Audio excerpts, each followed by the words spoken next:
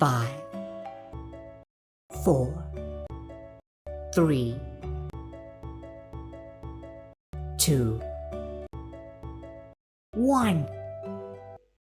Mr. Deputy Chairman, Sir, this discussion has come at an appropriate time when people in this country are very much concerned about the future of the press, its structure and its freedom, and therefore I welcome this opportunity to say a few words.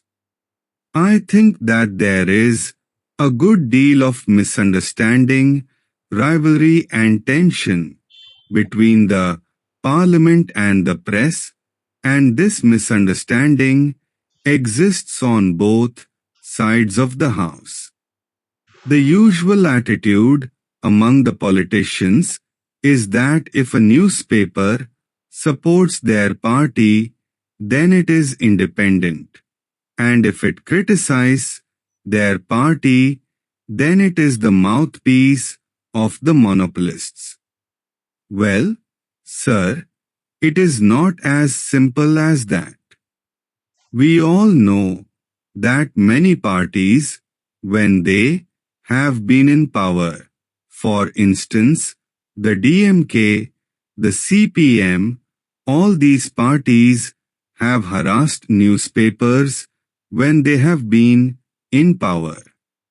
Sir, this is not a situation that is new to India. It exists in all democratic countries. To some extent, it is inevitable and we have to learn to live with it. The tension and the rivalry arise mostly because some of the functions of the press and the Parliament overlap. Also, because the two institutions to a great extent depend on each other, and this results in a certain amount of resentment. There is also the fact that the press has a function to be a critic of the government, a watchdog of the government, as well as of the political parties. And this is often misunderstood as hostility. But in our situation today, where we are still building a democracy, where democratic institutions have to be built up and sustained, and where our freedom has to be maintained, I think it is essential to create rather more cooperation and understanding between the press and the Parliament. I believe, sir, that one of the important functions of the Press Council could be and should be to act as a link between the Parliament and the government on the one hand, and the press and the public on the other. I feel that some of the misunderstandings that have developed since independence between the press and the government are due to certain historical reasons.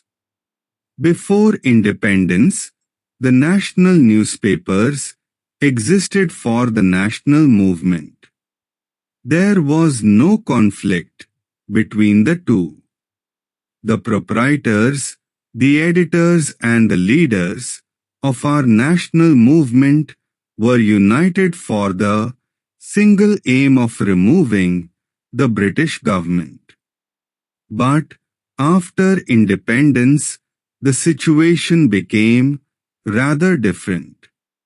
It is natural that after the achievement of freedom, there would be different interests and different ideologies represented in the press, just as they are represented in Parliament. Therefore, to expect the press in India to support the party in power on all issues would be unfair and unrealistic. Sir, one of the complaints against the press coming from the government after the last general elections was that it did not reflect the will and the aspirations of the people, and that it has represented the monopoly interests. Even these allegations, sir, have been disproved to a great extent by those who have analyzed in detail the coverage of the last elections by the press. The fact is that a kind of distrust of the press has grown in the ruling party and in government circles, and their feeling is that our major newspapers do not support the basic policies of the government and that they are overcritical. Sir, I would like to say this.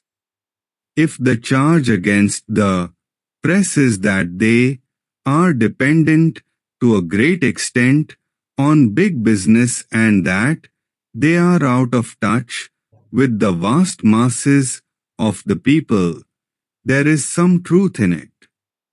But can't it be said about many of our political parties? Can't we say that the Congress party has links with big business? Who can deny that many of our parties often lack a touch with the masses? So, sir, the press on the whole reflects what happens around it, and its situation is very similar to that of most of our political parties and of our political system. Sir, most journalists in this country would admit that there are many faults with the press today. One of the major faults which the members of the press have themselves repeatedly pointed out is that they are not in touch with the large rural areas in the country, and they tend to cater largely to urban middle classes. But the situation can ultimately be remedied only when we have higher literacy and education and development of rural areas. Again, it must be conceded that the freedom of the press today is inhibited by the fact that it is run by large business houses, and commercial and other interests often impinge on the freedom and integrity of the editor and the journalists who work with him. So, we all agree that freedom of the press should be strengthened. The government, the journalists and the public are all agreed on this.